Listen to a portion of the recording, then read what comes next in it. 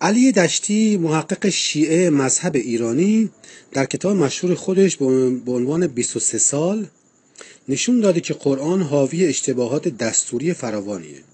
او می‌نویسه ترکیبات نارسا و غیر وافی به معنی و مقصود و نیازمند تفسیر، واژه‌های بیگانه و نامأنوس به زبان عرب، استعمال در معنی غیر متداول، عدم مراعات مذکر و مؤنث یا عدم تطبیق فعل با فاعل یا صفت با موصوف و ارجاع ضمیر برخلاف قیاس و دستور یا به مناسبت سجع و دور افتادن معطوف از معطوف علیه و موارد عدیده از این قبیل انحرافات را در قرآن هست. اینها گفته های علی دشتیه. علی دشتی می افزاید این قبیل انحرافات انحرافات نگارشی میدانی برای منکران فصاحت و بلاغت قرآن گشوده است. دشتی برای ادعای خود مثالهای متعددی از سوره ها و آیات قرآن ذکر میکنه. میگه در المدثر، سوره المدثر آیه 1، سوره النساء آیه 159، سوره الته آیه 65 و سوره البقره آیه 171. یکی از موارد آیه 8 سوره الحجرات است. اگر دو طایفه از اهل ایمان با هم به قتال و دشمنی برخیزند، البته بین آنها صلح برقرار کنید. در اینجا فعل اقتتلو از نظر دستوری جمعه، در حالی که فاعل جمله نه جمع بلکه تنها دو طایفه است که مطابق دستور زبان عربی صحیح نیست. انیس شورش فهرست دیگری از اشتباهات نگارشی در قرآن را تنظیم کرده. برای مثال در سوره بقره آیه 176 اشاره میکنه که کلمه صابرین در زبان عربی باید طبق موقعیتش در جمله صابرون باشه. به همین ترتیب در سوره مائده آیه 68 استفاده از کلمه صابئین به جای صابئون صحیح تره. شورش همچنین اشاره میکنه که خطای دستوری بزرگی در آل عمران آیه 58 یافت میشه. دشتی نتیجه تحقیقات خود رو اینطور خلاصه میکنه که به طور کلی بیش از 100 مورد انحراف از اصول و استخوانبندی زبان عربی را از این قبیل که اشاره شد ثبت کردند. حداقل میتوان گفت که زبان عربی قرآن هرچند غالبا شیوا است ولی نبی نقص است و نبی همتا. به علاوه حتی برخی از صاحب نظران اولیه مسلمان تصدیق نمودند که سبک ادبی قرآن به هیچ وجه بی عیب و نقص نیست. دشتی در این مورد میگوید از علمای پیشین اسلام که هنوز تعصب و مبالغه اوج نگرفته بود به کسانی چون ابراهیم نظام برمیخوریم که صراحتاً میگویند نظم قرآن و کیفیت ترکیب جمله های آن معجزه نیست و سایر بندگان خدا نیز میتوانند بهتر از آن را بیاورند. هرچند عده‌ای بر اساس تفسیر خود از آیه 89 سوره بنی اسرائیل با این عقیده مخالفند، ولی شاگردان و پیروان نظام چون این حزم و الخیاط از وی دفاع میکنند و بسی از سران معتزله با وی همصدا بودند.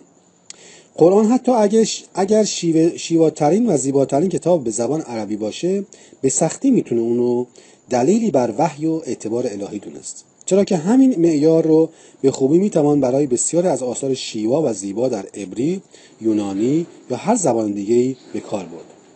همانطور که فاندز نشان میدهد حتی اگر بدون هیچ شک و تردید بپذیریم که قرآن از نظر فصاحت، زیبایی و نظم بر دیگر آثار ادبیات عرب برتری دارد، این امر بیش از آنچه قدرت مرد حکمت او را نشان دهد یا زیبایی زنی بیانگر پاکدامنی او باشد هرگز دلیلی بر الهامی بودن قرآن نمی شود. به عبارت دیگه هیچ ارتباطی منطقی بین فصاحت ادبی و اعتبار الهی وجود نداره. خدای قادر مطلق که مسلمانان به او ایمان دارند اگر اراده کند میتواند به زبان ساده مردم عادی سخن بگوید. در بهترین حالت میتونه به این استدلال دست بزنه، هرچند که به نظر من بیفایده است، که اگر خدا قرار است چیزی بگوید به فصیح‌ترین نحو ممکن میگوید. حتی در این صورت نیز در دام سفسطه خواهیم افتاد که بگوییم چون فصیح است پس خدا آن را گفته است.